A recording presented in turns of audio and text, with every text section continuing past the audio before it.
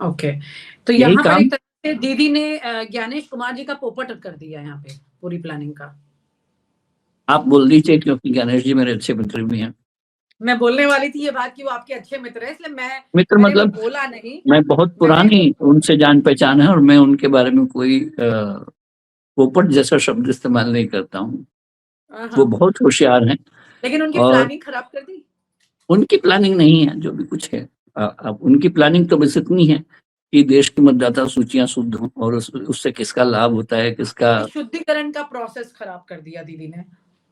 वो शुद्धिकरण जो जिस मायने में होना चाहिए था वो नहीं हुआ। हालांकि शुद्धिकरण तो हुआ ही है। अभी बड़ा दिलचस्प है बंगाल में जो आप जिक्र कर रहे हैं एसआईआर का, ये अब सुप्रीम कोर्ट में इसकी सुनवाई भी है। तो वहां के कुछ लोगों से मेरी बात हो रही थी जो चुनाव लड़ने के लिए टिकट का भी कुछ इंतजार कर रहे हैं, कह रहे कि सोच रहे हैं कि चुनाव होगा कि नहीं होगा, कहीं ऐसा ना हो कि चीजों पे रोक लगा दी जाए। एसआईआर हुआ नहीं है, एसआईआर नहीं हुआ तो क्या होगा इसमें परिस्थिति में। तो ये एक तरह की चीजें उनके दिमाग में चल रही हैं, लेकिन आप ज्यादा बेहतर बता सकते हैं कि ये एसआईआर वाला खेल बंगाल में कैसे हो गया है। मुझे लगता है कि ममता बनर्जी ने वो गलती नहीं की जो कांग्रेस या आरजेडी ने बिहार में की थी। जी। उन्होंने एसआईआर को ही बड़ा सबसे मुद्दा बना दिया और अपने वोटों को कटने से बचाने की बजाय उसको मुद्दा बनाने पर ज्यादा ध्यान दिया।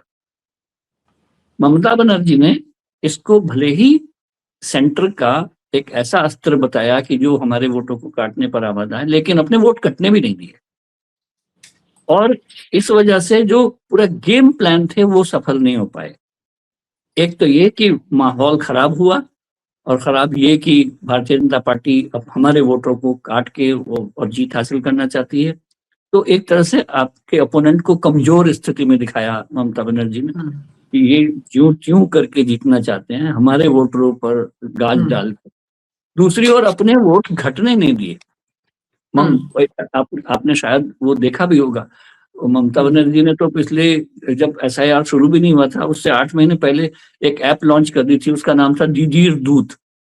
दीदी के दूत। तो दीदी के दूत नाम से वो ऐप थी जिसमें उन्होंने लगभग 68-70 हजार कैंप लगाए।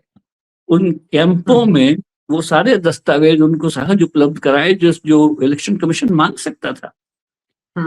और जिस किसी भी वोटर को परेशानी हुई, तृणमूल के लोगों ने उनका हाथ थाम लिया, उनको फॉर्म भरवाने में मदद की और एक पूरी प्रोसेस में उनका इन्वॉल्वमेंट दिखाई दिया। तो ममता बनर्जी ने दुधारी तलवार एसआईआर के जरिए चलाई और इस वजह से बीजेपी को जो संभावित लाभ थे वो नहीं हो पाने की स्थिति है। ओके। तो यहाँ पर एक तरह से दीदी ने ज्ञानेश कुमार जी का पोपट कर दिया यहाँ पे पूरी प्लानिंग का। आप बोल दीजिए, क्योंकि गणेश जी मेरे अच्छे मित्र भी हैं। मैं बोलने वाली थी ये बात कि वो आपके अच्छे मित्र हैं, इसलिए मित्र मैंने मतलब वो बोला नहीं। मैं बहुत पुरानी उनसे जान पहचान है और मैं उनके बारे में कोई पोपट जैसा शब्द इस्तेमाल नहीं करता हूँ। वो बहुत होशियार हैं, लेकिन उनकी और प्लानिंग खराब कर दी। उनकी प्लानिंग नहीं है जो भी कुछ है। अब उनकी प्लानिंग तो बस इतनी है कि देश की मतदाता सूचियां शुद्ध हों और उससे किसका लाभ होता है, किसका शुद्धिकरण का प्रोसेस खराब कर दिया दीदी ने। वो शुद्धिकरण जो जिस मायने में होना चाहिए था वो नहीं हुआ। हालांकि शुद्धिकरण तो हुआ ही है। शुद्धिकरण दरअसल ज्ञानेश कुमार वो व्यक्ति है जिसने अपने आप को विलन साबित होने के बावजूद वो बीड़ा उठाया कि चलिए इस देश की मतदाता सूची को शुद्ध करते हैं। भले ही उसमें किसी के वोटर जा रहे हैं, किसी के आ रहे हैं, लेकिन इतना तो हुआ ही है कि जितने तो विलन तो बन ही गए शुद्धिकरण में वो। लेकिन विलन बनने के लिए उस व्यक्ति ने ठाना। बहुत लोग हैं जो चुपचाप अपना कार्यकाल पूरा करने के बाद निकल लेना चाहते हैं। हाँ, बिल्कुल सही बात है और मैं रिस्पेक्ट करती हूँ इस बात की क्योंकि वो आपके दोस्त हैं। दोस्त तो कोई नहीं होता, लेकिन जान पहचान अगर आमने सामने मिलना जुलना हो तो हम लोग हार्श शब्दों का इस्तेमाल नहीं करते हैं। हाँ, आप बिल्कुल मत कीजिए मुकेश जी, ये बहुत अच्छी बात है। एक इम्पोर्टेंट चीज यहाँ पर ये है कि कुल मिलाकर के ये एसआईआर का जो जादू बिहार में चला था वो बंगाल में तो नहीं चल पाएगा, ये बात तो बिल्कुल तय हो रही है। वो एसआईआर का ही जादू नहीं था, उसमें आपने खुद जानते होंगे कि आरजेडी के खुद जो लोग एमएलए बनने के बाद कमाई करने की सोचते हैं, वो पहले ही कमाई, जीत से पहले अगर कमाई करने बैठ जाएं तो क्या होगा। भारतीय जनता पार्टी ने वहां पे कोई कसर ही नहीं छोड़ी थी। जीत की पूरी संभावनाओं के बावजूद वहां पर कांग्रेस के, आरजेडी के खुद जो उम्मीदवार थे वो किस ढंग से चुने गए, किस क्या क्या नाम, जयचंद वगैरह नाम आपने ही सुनाए थे मुझे, जो बिहार में सुनाई दे रहे थे कि वो आरजेडी की खुद की कमियां थी, उसमें कोई दो राय आरजेडी की कमियां थी, कांग्रेस जब की आपको कमियां सामने थी। लड़ना है, पता लगा कि इसके आप अंदर की बावजूद फिर दीमक अगर और फिर उस पर एसआईआर हो गया, उस पर सारी रणनीति गड़बड़ा गई विपक्ष की। तो ये सब मिला जुला एक नतीजा था जो बिहार में दिखाई दिया। एसआईआर उसमें एक बहुत बड़ा कारण भी था। एसआईआर पर ही अगर पूरा चुनाव आरजेडी और कांग्रेस लड़ने बैठ गई और अपने प्रतिद्वंदियों पर उन्होंने धार ही बंद कर दी, नीतीश कुमार पर वार करने के बजाय आप ज्ञानेश कुमार पर वार करने बैठ जाएंगे, तो चुनाव आपका ज्ञानेश कुमार से नहीं था ना। तो गलतियां आपकी थी। यहाँ पर ममता बनर्जी ने वो गलतियां नहीं की है, मैं ये बता रहा था आपको। या फिर तमिलनाडु में एमके स्टालिन ने वो गलतियां नहीं की हैं। एमके स्टालिन ने बूथ एजेंट छोड़े अपने वहां पर, और पार्टी के अपने जितने भी कार्यकर्ता थे वो घर घर गए, और उन लोगों ने तमिलनाडु में एसआईआर का कोई असर अपनी पार्टी के वोटर्स पर नहीं आने दिया।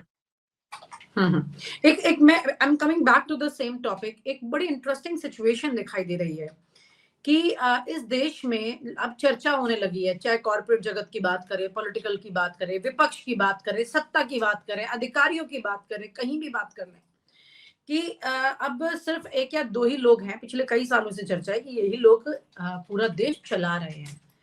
अब सवाल ये उठता है कि अगर ये पूरे देश को सिर्फ एक या दो लोग चला रहे हैं, और आजकल तो चर्चा सीधा है कि एक ही व्यक्ति चला रहा है, क्योंकि पहले व्यक्ति जो हैं वो एक अलग सिस्टम में बिजी हैं और दूसरे व्यक्ति जो हैं वो सिस्टम चलाने में बिजी हैं।